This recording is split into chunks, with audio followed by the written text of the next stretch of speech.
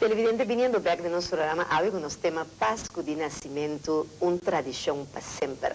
Habla nos tiene el honor de tener junto con nosotros un boneriano, un antillano, un macha querido para nosotros, que está nuestro gran amigo Domenico Herrera con su ritmo. Entonces, junto con Domenico Herrera nos tiene Edsel Provence na 4, Siegfried Molina na bajo y Humphrey Faris na percusión. Bienvenido a vos na tour de nuestro programa, Domenico. Kiko para Domenico significa la palabra Pascua.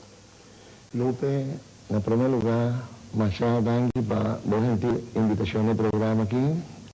Un saludo muy cordial a todos los televidentes, en nombre de mi compañero de agrupación musical también.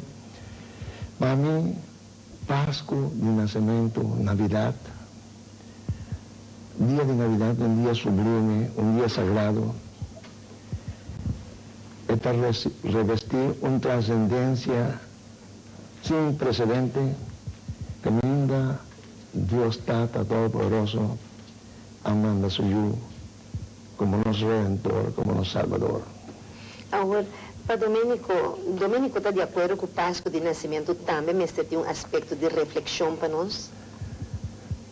Definitivamente, estoy de acuerdo con la ponencia ahí, y sobre todo, de tiempo aquí, caminando, volver a reparar con materialismo, está tomando un auge también increíblemente sin precedente, camina valor moral y camina buen costumbre, está viendo atrás. Me da que reconocer para que un rato analizar nuestra vida, nuestra actitud como ciudadano y como cristiano, para sobre el sendero de superación cultural y espiritual para mí, el único camino que puedo de cada uno de nosotros y en los pueblos es verdadera felicidad. Domenico está tocando en varios hoteles aquí en Corsol y entre otros en la prensa, visto que nuestra oficina de Lupus Fashion de queda. Me tengo entendido que Domenico tiene para nos a noche tres números, vamos a hacer junto con el grupo de Domenico, que está un potpourri navideño.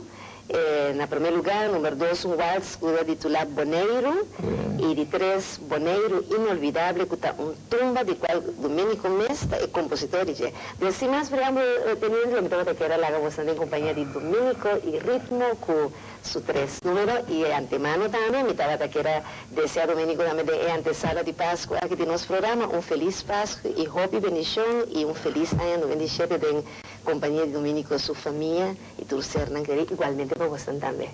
Un sunchi, aunque se nos va un sunchi de ahí.